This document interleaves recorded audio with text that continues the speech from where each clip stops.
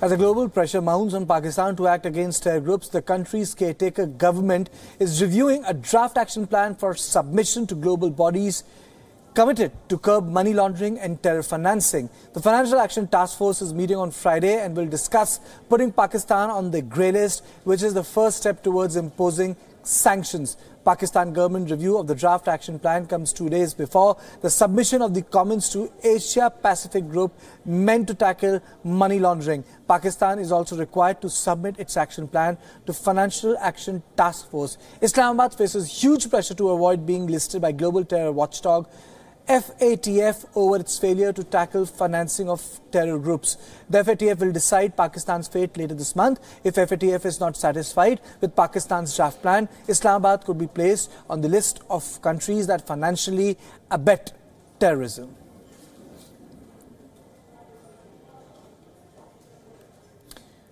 But what is FATF? The Financial Action Task Force, the global terror watchdog that was established in 1989. The FATF aims to curb money laundering and act against terrorist financing. FATF is considered to be a policy-making body and has developed a series of recommendations over the years. These recommendations form the basis for a coordinated response against the country in question. Once recommendations are made, FATF then monitors the progress of its members. FATF decision-making body is the FATF plenary, which meets thrice every year. Our correspondent, Taha Siddiqui, now joins us from Paris. Taha, my question to you is that where does FATF meet takes place? And the issue is, what has Pakistan done yet to alleviate the concern of FATF? And are these measures good enough? Well, from what we understand, Pakistan's government, which is the caretaker government right now, wants to sort of work on four main areas, and these four main areas include working on anti-money laundering and counter-terror financing. Also at the same time controlling the illegal transfer of money from the border areas of Pakistan, particularly from Chaman area and from Torkham border, which is on the Afghanistan side. Also at the same time, Pakistan has to show some progress while prosecuting cases of anti-money laundering and counter-terror financing cases. Lastly, it has to show progress in the implementation of UN resolutions when it comes to proscribed organizations.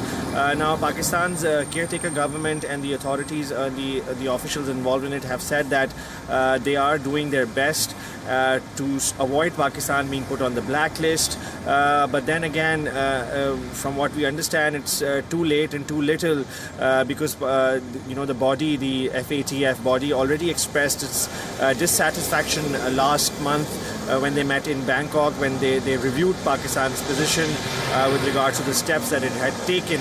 And we've seen that Pakistan sort of still continues to deny the presence of these proscribed organizations, namely Lashkar-e-Taiba and its affiliates like Jamaat-ud-Dawa or Falah Insaniat Foundation.